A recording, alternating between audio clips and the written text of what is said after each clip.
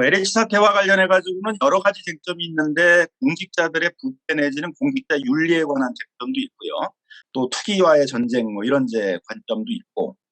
투기에 대한 불로소득을 환수해야 된다는 국민적인 어떤 경제 정의에 대한 관념 이런 쟁점들도 있고요. 또 투기 자금들이 쉽게 동원이 되고 있다라는 점들 때문에 어떤 대출 규제 이런 쟁점들도 좀 있는 것 같습니다. 그다음에 LH 기업을 어떻게 해야 되느냐 이런 쟁점들도 있어서 이번 LH 사태를 계기로 해서 제기됐던 여러 가지 쟁점들에 대해서 간략하게 말씀드리는 걸로 저는 발제를 하도록 하겠습니다.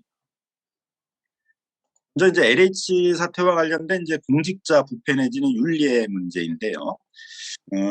많은 언론에서 그런 걸 많이 물어보던데 LH 직원들이 투기를 주도했냐 이렇게 물어보는데 정확히 얘기하게 되면 LH 직원들이 그 광명시행지구에서의 투기를 주도했다기보다는 이미 거기에 많은 투기붐이 일어나고 있었던 거죠. 저희 참여연대와 민변이 이제 그 시흥시 과림동이라는 한 동네만 조사를 했는데 보통 농지이기 때문에 1년에 뭐 한 건, 두 건도 이제 농지 거래가 잘 일어나지는 않거든요. 우리나라에서 농사 짓겠다는 사람이 많지 않으니까. 근데 이 지역에서만 2018년에서 2020년까지 한 130건 정도 한 동네에서만 이제 그런 토지 거래가 있던 걸 보게 되면 이제 농지 투기에 대한 이제 거래들이 상당히 있었다라고 봐야 되겠죠. 거기다가 이제 그 광명시흥을 다 합치면 뭐 수백 건, 전국에 있는 신도시나 그 주변 지역의 토지를 합치면 아마 뭐 몇천 건 정도의 그런 농지에 대한 투기 거래가 있었을 겁니다. 문재인 정부가 신도시나 아니면 산업단지와 같이 농지를 도시로 바꾸는 그런 개발 사업들을 많이 벌렸기 때문에 그런 농지 투기가 많이 있었던 거죠. 문제가 됐던 거는 공직자라면 이제 이런 투기붐이 있었다라는 걸 알면은 그런 걸 당연히 이제 보고를 하고 투기 차단에 나서였어야 되는데 LH 직원들은 오히려 이제 그런 것에 대해서 우리도 뛰어들어서 이제 큰 이익을 챙겨보자라는 식으로 이제 갔고 그래서 뭐 전북본부니 이런 이제 몇몇 조직들을 중심으로 해가지고 대모임하듯이 돈도 모으고 정보도 공유하고 뭐 대출도 58억이나 받고 뭐 그런 대규모 이제 투기를 한 것에 나선 것에 대해서 이제 국민들이 분노하고 있는 것 같고요. 거기다가 더 많은 투기익을 얻기 위해서 그런 그 한 개의 토지에서 아파트 입주권, 배토권을 하나만 얻는 게 아니라 여러 개를 얻기 위해서 뭐 쪼개기를 시도를 했다든가 위장 목록을 심었다든가 허위 영농을 했다든가 이런 부분들이 이제 분노를 사는 것 같습니다. 그래서 이제 이 공직자 윤리를 바로잡아야 되겠다라는 것 때문에 이제 여러 가지 입법 논의가 있었는데 이 부분은 뭐 상당히 좀 빨리 그래도 입법이 됐던 것 같습니다. 그래서 공직자가 청렴음에 반해서 투기를 하게 되면 이제 형사 처벌도 하는 지금은 공직자윤리법에 징계 대상으로만 되어 있는데 그걸 형사 처벌 대상으로 끌어올리고 부동산 관련 업무를 하는 공무원들은 그 부동산을 보유하거나 이제 거래를 한 경우에 14일 이내에 보고를 하도록 하고 신고를 하도록 하고 하는 이제 그런 조치에 관한 법들이 좀 만들어지겠습니다. 그래서 이건 관련 그 법안 소위를 통과를 했는데 상임위를 통과하고 이거를 누가 법사위에서 막고 그러진 않을 것 같기 때문에 29일 날 아마 그 본회의를 통과를 하게 되면 내년부터 시행이 될 것 같습니다. 비공개 정보를 이용해서 투기를 하는 것에 대해서는 그 이해충돌 방지법 안에서도 그 미공개 정보를 이용해서 사적 이익을 추구하는 경우에는 처벌하는 조항이 만들어졌고 공공주택 특별법 안에서도 그 뭐 최고 55 이상의 투기익을 얻은 경우에는 무기징역까지 하는 그런 처벌이 강화되는 내용이 있었고요. 투기익에 대해서는 이제 벌금이나 추징 같은 걸 통해서 환수하는 이런 제도가 만들어졌습니다. 대략의 이제 공직자 윤리와 관련된 부동산 투기를 막는 장치들은 만들어졌는데 여기서 이제 남는 과제가 이제 국민들의 바람은 공직자들이 투기한 것에 대해서 지금 투기한 것에 대해서 환수를 해야 된다라는 것들인데 그럼 소급해서 그걸 환수할 수 있느냐 문제에 있어서는 형벌적 방식으로는 이제 헌법상의 형벌 불소급의 원칙이기 때문에 좀 어렵고 그다음에 이제 뭐 과세라든가 과징금 같은 행정적인 방식으로 그 투기익을 소급해서 환수하는 문제가 남아 있는데 거기까지는 아직 입법이 이제 가진 됩니다. LH 내부에서 이 부패 방지 시스템이 전혀 작동을 하지 않다 보니까 LH 직원들이 이렇게 노골적인 투기에 나선 것이기 때문에 앞으로 LH가 개발하는 여러 공공택지나 공공사업에 있어서는 적어도 3, 4년 전 동안 임직원들이 토지 거래를 했는지를 정기적으로 조사한다든가 하는 그런 부패 방지 시스템을 갖추는 것도 있습니다. 여기서 이제 또 하나는 이제 농지 투기가 굉장히 만연을 해 있다라는 이제 부분들인데요. 그래서 그 이렇게 이제 농지 투기가 만연하게 된 것들은 2005년, 2009년도에 이제 농지법을 개정을 했는데 그때 특히 이제 2009년 이명박 정부에서 개정을 한 그 농지법이 비영농인들이 그 대거 농지를 살 수 있는 그런 길을 열어줬습니다. 한 16개 정도의 예외 조항을 둬가지고 하게 됐는데 아마 그 당시 문제의식은 어차피 농업이 우리가 경쟁력이 없다 보니까 전문농 뭐 대농부를 키우기 위해서는 그 농사 짓지 않는 사람들도 뭐 그 농지를 살 수 있도록 한 다음에 그걸 뭐 밑탕 영농을 통해 가지고 전문 영농인한테 맡기도록 하면 되는 거 아니냐 아마 그런 식의 문제의식이었던 것 같은데 실제로는 이제 아예 그냥 농사를 안 지어버리고 투기 목적으로 농지만을 보유하고 있는 이제 그런 경우들이 많은 것 같고요. 그러다 보니까 뭐 농지를 뭐 기억하시겠지만 예전에는 장관들 낭만 사유가 가장 많은 게 위장 전입이었는데 그 위장 전입을 해야 됐던 이유는 농지 취득 자격 증명을 얻으려면은 근처에 주소가 있었어야 되기 때문에 농지 근처에다가 위장 전입을 했다가 그게 이제 장관 낙마 사유들이 제일 많았었는데 지금은 이제 주소를 옮기지 않아도 농지를 살 수 있게 만들어준다. 뭐 1000제곱미터 이하에 대해서는 주말 농장이라는 명목으로 살 수 있게 해줬는데 저희가 그 시흥 같은 걸 조사를 해보니까 주말 농장 명목으로 한 6억 정도의 그 돈으로 이제 주말 농장을 탔어요. 근데 뭐 우리가 경험을 뭐 저도 주말 농장을 해봤습니다만 대부분 빌려서 하는 게 주말 농장이지 주말 농장 하려고 6억 그렇지 농지를 산다는 건 상상할 수가 없는데 뭐 그런 또 주말 농장이라는 명목으로 이렇게 거액으로 농지를 사는 것도 허용을 해줬고 가장 많이 문제가 됐던 게 이 농지법인을 만들어가지고 실제로 농사를 지지 않으면서 이제 땅을 대거 매입했다가 이걸 쪼개서 팔고 뭐 기획부동산 이런 걸 많이 좀 활용을 하고 있고요. 뭐 기획부동산들이 뭐 한 개의 토지들을 한 100여 명이 공유로 해가지고 이렇게 쪼개서 팔고 이런 부분들이 많이 있어가지고 이번 기회에 농지법을 대대적으로 개정해서 다시 경자유전의 원칙에 맞게끔 농지가 농사 목적이 아니라 그런 투기 목적으로 활용되지 않도록 하는 그런 장치들이 필요할 것 같습니다. 그다음에 이제 가장 문제가 됐던 거는 이제 이 영농 행정이 이제 전혀 이루어지고 있지 않다는 것입니다. 이 농지 보존을 위한 영농 행정을 해야 되는데 시흥시나 강릉시와 같은 그런 이제 도시화되는 지방자치단체는 오히려 이제 농지가 빨리 그 용도가 폐기가 돼가지고 도시화하는 걸 촉진을 하다 보니까 농지를 보존하려는 그런 행정을 거의 안 하고 있고 뭐 시흥만 하더라도 보니까 1년에 한 명 정도의 그렇게 임시직을 뽑아가지고 그 한 명이 이제 다 이게 한 여의도 정도 여의도에 한 8배 정도 되는 땅들을 돌아다니면서 농사를 짓고 있는지 안 짓고 있는지 조사를 하는 이제 그런 방식을 하다 보니까 실제로는 금방 확인할 수 있는데도 이제 그런 농사 짓지 않는 땅들을 그대로 내버려 두고 있고 농사를 짓지 않으면 매각 명령을 내려야 되는데 뭐 매각 명령을 내리는 그런 사례들도 거의 없는 것 같습니다. 이 농지 보존 행정을 바로 잡는 지방자치단체에만 맡기면 안 되니까 좀 중앙정부 차원에서도 적극적인 행정이 요구되는 것 같습니다. 다음 문제는 이제 보상 문제도 여기서 많이 제기가 됐는데요. 그 토지 분할로 이제 쪼개가지고 대토를 받는 것에 대해서는 노무현 정부 때 이제 돈으로 보상을 해주다 보니까 그 돈이 다시 또 이제 투기 자금으로 돌아와가지고 그 부동산 투기를 부추겼다 그래가지고 대토를 많이 권장을 하는 방식을 취했고 그래서 보통 신도시나 이런 데를 지정을 할 때 훨씬 넓게 지정을 해가지고 그 넓게 지정한 땅의 일부를 대토로 주는 방식들을 많이 하고 있습니다. 근데 거기에 한 10년 정도 이렇게 거주한 사람들, 보유한 사람들에게 대토권을 주는 것들은 이해가 가는데 이 목적으로 산지 1년, 2년도 안 된 사람들한테 이렇게 대토권을 주는 것들은 소위 생활보상이라고 얘기하는 그 생활보상의 원칙에도 어긋나고 하기 때문에 이 대토권이나 이런 부분들은 적어도 10년 이상 그렇게 한 사람들에게만 보상하도록 하는 그런 이제 개정 같은 것도 좀 그런 것 같습니다. 그다음에 이제 가장 여기서 많이 드러났던 문제는 이제 농지가 저희가 이렇게 해보니까는 실제로 저희가 조사한 한 그 60여 건 그 정도의 토지에서 실제 농사 짓는 거는 뭐 한 2~3건 정도밖에 안 되는 것 같더라고요. 다 농사를 안 짓고 그냥 방치를 해두거나 뭐 쓰레기 잔뜩 거기에 갖다 쏟아놓고 아니면은 이제 불법 용도 전용을 해가지고 뭐 창고로 쓰거나 뭐 공장을 쓰거나 폐기물 처리장으로 쓰거나 이제 그런 경우들이 많이 있어서 그런 그 제대로 그 영농 목적으로 사용되지 않는 이 농지들에 대해서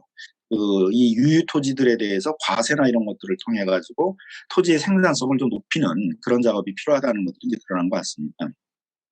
유유 토지에 대해서 과세를 하는 이제 대표적인 정책은 과거에 토지 초과이득세라는 게 있었습니다. 그거는 이제 유유 농지뿐만 아니라 재벌들이 그 비업무용 부동산들을 이제 많이 사놓은 다음에 실제로는 뭐 공장 용지다, 차고다, 뭐 창고 용지다 그러는데 전체 토지 한 10%밖에 안 쓰고 나머지는 다 놀려두고 있는 경우들이 많아서 토지의 생산성을 높이고 유유 토지들을 방치하지 않게 하자라는 점에서 토지 초과이득세를 부과했던 거기 있었는데 뭐 그런 부분들도 한번 이제 다시 좀 검토를 해봐야 될 때가 아닌가 그런 생각이 보시고 그다음에 이제 투기익들을 뭐 부동산 불로소득이라고 하고 투기익이라고 하고 그러는데 법률 용어로 하면은 이제 개발이익이라고 이제 법률 용어는 좀 긍정적인 표현들을 쓰기 때문에 개발이익이라는 표현을 쓰고 있는데 개발이익이라는 개념은 결국은 이제 뭐 투기적인 거래든 뭐 용도 변경이든 자기가 직접 사용하는 것들이 아니라 이건 외적인 영향에 의해서 토지 가격이 정상적인 지가 상승분을 초과해서 그런 초과적인 지가 상승분이 일어났을 때 그걸 이제 보통은 개발이익, 투기이익, 뭐 부동산 불로소득이라고 합니다만 그거를 이제 어떻게 환수해내느냐가 이 투기를 예방하는 그런 장치도 되고 이런 투기가 일어났을 때 국민들의 어떤 경제 정의들을 실현을 하고 그런 투기이익들을 환수를 해서 이런 지금 코로나 국면 같은데 재정을 확대해야 되는데 그런 재정의 다양한 이나 이런 데 쓰는 데도 이제 의미가 있기 때문에 해야 되는데 그런데 개발 이익을 투기이익을 환수하는 건 개발 단계에서 환수하는 게 뭐 개발 부담금이나 재건축 부담금 같은 개발 이익 환수 제도로 하거나 아니면 공공 임대주택 같은 것들을 의무적으로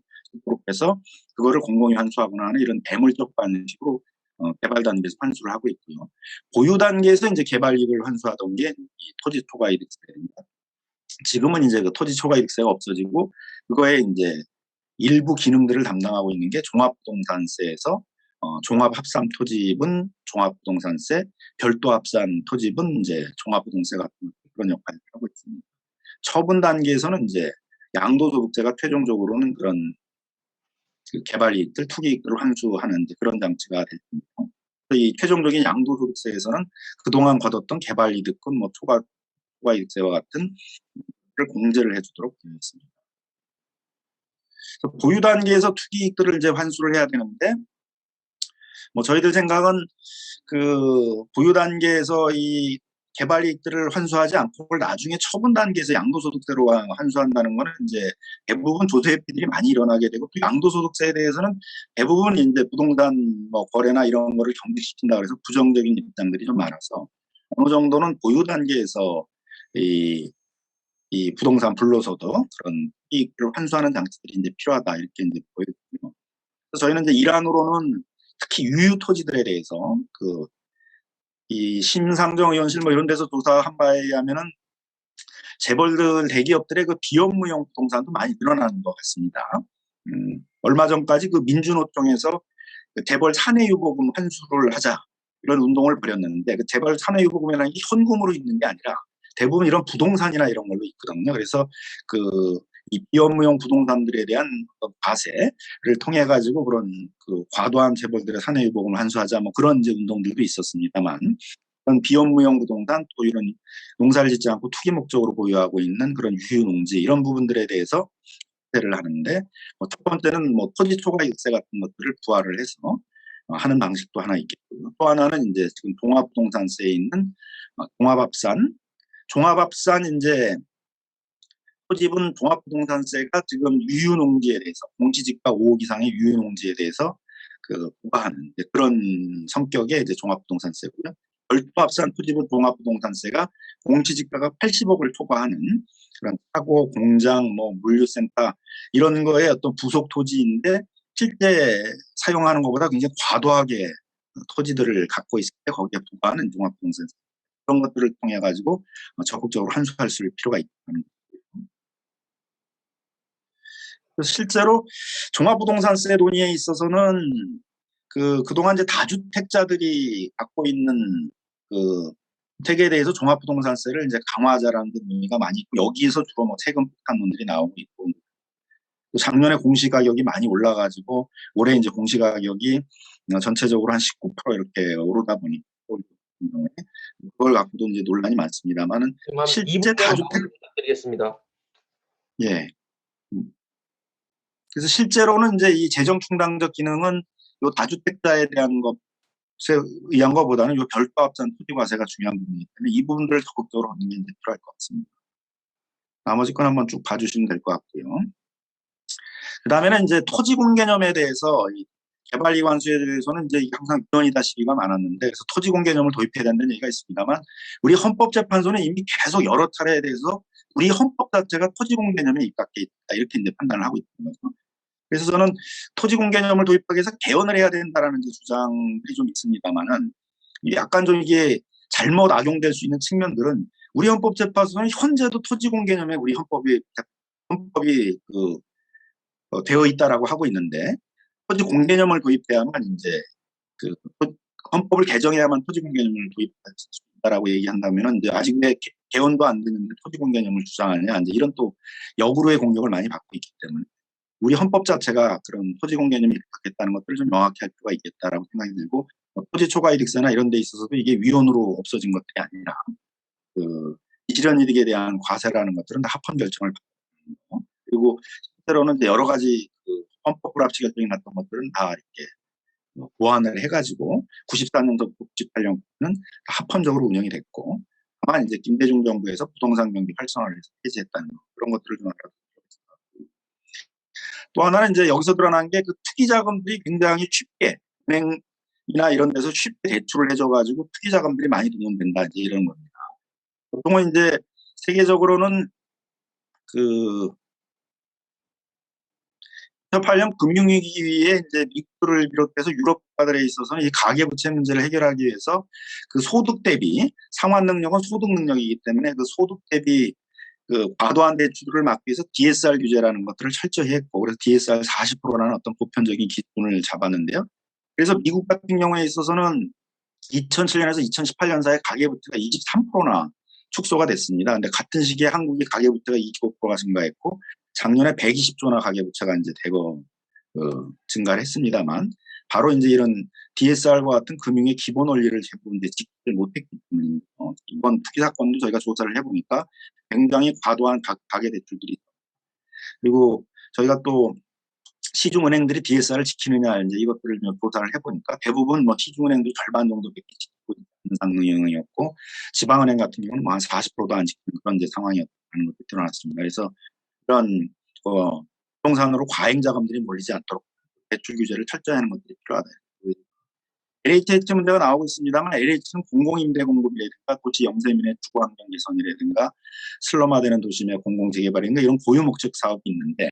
문제가 되는 건 LH한테 재정이나 기금 지원을 해주지 않다 보니까, LH 보고 이제 수익을 내서 그 사업을 하다 보니까 LH가 고유 목적 사업보다 그런 수익을 내기 위한 빵장사 집장사에 이제 많은 사업을 해야 되고, 그러다 보니까 방만한 사업이 되고 조직이 비대해지고 이런 문제가 있어서, 예를 들면 3기 신도시 같은 경우도 혜택의 40%를 민간에 팔도록 이렇게 되어 있는데, 그걸 팔지 않고 거기에 오히려 공공임대라든가 토지임대와 같은 공공자가주택이라든가 이런 것들을 건설하도록 하는, 해서 LH에 있어서 이런 수익 사업들을 줄이도록 하고, 대신에 이제 이런 토지비축은행을 만들어 가지고 사준다라든가 주택도시기금에 있을 때 기금 지원을 강화해서 LH의 공공성을 훨씬 더 강화하는, 그래서 3기 신도시 같은 경우에 있어도 민간 개발을 하는 게 아니라 공공임대라든가 이런 공공성을 훨씬 더 강화하는 방향으로 하는 것들이 필요하다, 이렇게 말씀드리도록 하겠습니다.